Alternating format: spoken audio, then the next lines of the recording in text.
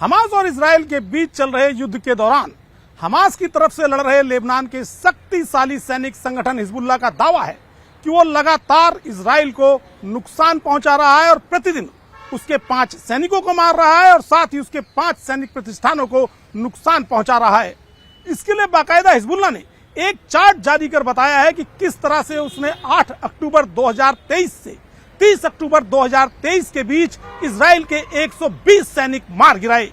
Hezbollah के chart के मुताबिक उसका दावा है कि इन दिनों के दौरान उसने लेबनान के 120 सैनिकों को मार गिराया, उसके 9 टैंक नष्ट कर दिए, उसके 105 मिलिट्री साइट्स को नुकसान पहुंचाया, उसके 33 राडार नष्ट कर दिए, उसका एक ड्रोन नष्ट कर दिया, इसके अलावा उसके 69 कम्युनिकेशन सिस्टम भी नष्ट कर दिए। और सबसे बड़ी बात कि उसका यह दावा है कि उसने इजराइल के लिए जासूसी कर रहे 140 कैमरे, 17 जैमिंग सिस्टम और इसके अलावा 27 इंटेलिजेंस सिस्टम समेत 65,000 जो उसके सेटलर थे, जो इजराइल को जगह जगह की खबरें देते थे, उन्हें भी नष्ट कर दिया।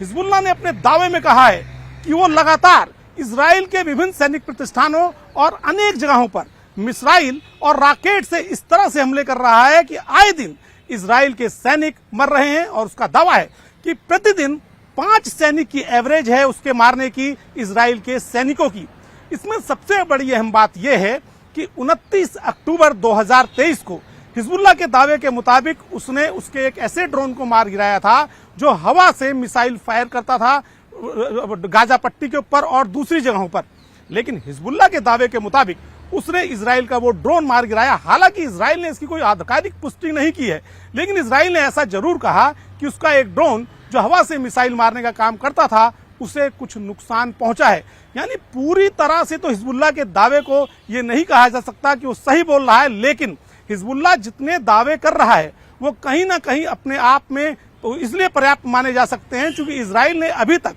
उसके दावों का ना तो कोई खंडन किया है और ना ही पुष्टि। और सबसे बड़ी बात यह है कि हिजबुल्लाह लेबनान का वो संगठन है जो साल 1982 में लेबनान ने इसलिए बनाया था क्योंकि इजराइल उसके ऊपर लगातार हमले कर रहा था। इसके बाद हिजबुल्लाह नाम का यह संगठन लगातार लेबनान में शक्तिशाली हो गया और फिर इतना शक्तिशाली हो गया कि उसने लेबनान पर एक तरह से कब्जा कर लिया। इस संगठन में लगभग 1 लाख से ज्यादा लड़ाके बताए जाते हैं और उनके नेताओं का दावा है कि उनके पास 1 लाख से ज्यादा मिसाइलें ऐसी जगहों पर तैनात हैं जहां से वे इजराइल के विभिन्न स्थानों पर जो उनके सैनिक प्रतिष्ठान हैं, जो उनके और दूसरे महत्वपूर्ण प्रतिष्ठान हैं, वहां पर एक साथ हमला कर सकते हैं। और हिजबुल्लाह ने अपने इसी दावे को यहां पर कहा है कि उसने पिछले बीते 28 दिनों के दौरान लगातार रॉकेटों के जरिए हमला कर उसने इजराइल को बहुत लंबा चौड़ा नुकसान पहुंचाया है। सबसे बड़ी बात यह है कि हिजबुल्लाह इजराइल को अपना दुश्मन मानता है